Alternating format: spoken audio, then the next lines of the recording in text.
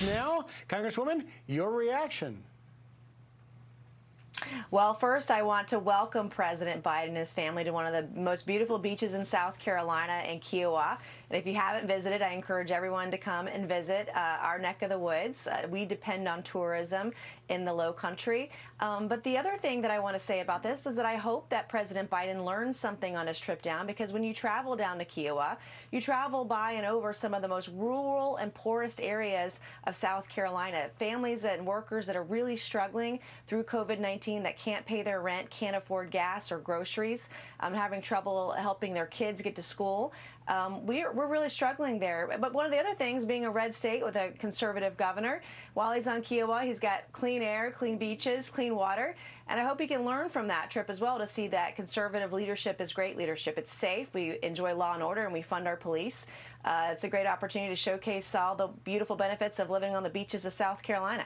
Well, there's also the raid at Mar-a-Lago that just took place, and Hunter Biden is on this trip in South Carolina. His house never got raided, neither did Hillary Clinton's. Are these things just a coincidence, or is there, political motivation within the FBI?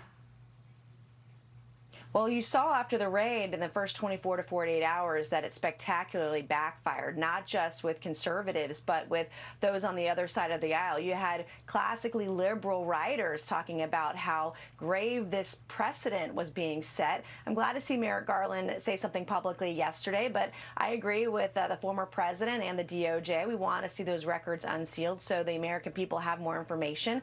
This had never happened before, and you saw Merrick Garland doing damage control yesterday afternoon because this raid has spectacularly backfired. And you're right, Hillary Clinton's bathroom was never raided, and she had a server, personal server, private server with classified information on it. You had Sandy Berger, who was also part of the Clinton administration. His home was never raided, and he stole classified information from the National Archives down his pant leg and out of the building. But you see that the left doesn't hold their side accountable on any of these issues, and that's part of the reason people are so angry about what happened the other night. Yeah. Well, Congresswoman, people are going to be angry if they start getting more audits. I want to turn to this Inflation Reduction Act. It looks like the House could pass today, and in it, $80 billion to beef up the IRS, which could add a lot more IRS agents who will likely go after lower and middle income people more than millionaires.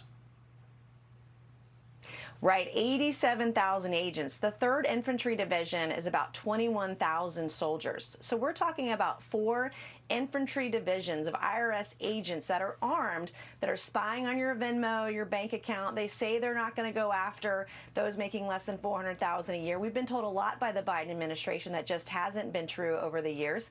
And people are really angry about this. If they were hiring them to get their refunds faster, I think we'd all be cheering for joy, because there's a huge backlog at the IRS. I get calls every single day about it, but instead they're going to be, going after hardworking Americans. And if you're a small business making $400,000 a year as an S Corp, for example, you're gonna have less money to reinvest in your business and your employees or research and development, and it's just going to make inflation worse. Inflation is caused by spending. You can't solve it by just more spending. Congresswoman, really quickly, are you hearing from any Democrats that might vote no on this Inflation Reduction Act? Not so far, and I just flew in late last night for the vote today. I am deeply concerned about the deficit spending in this bill and what it's going to do over the next 5, 7, 10 years. I haven't heard a word. We'll see what happens on the Hill. All right. Thank you so much for joining us. Congresswoman Nancy Mace.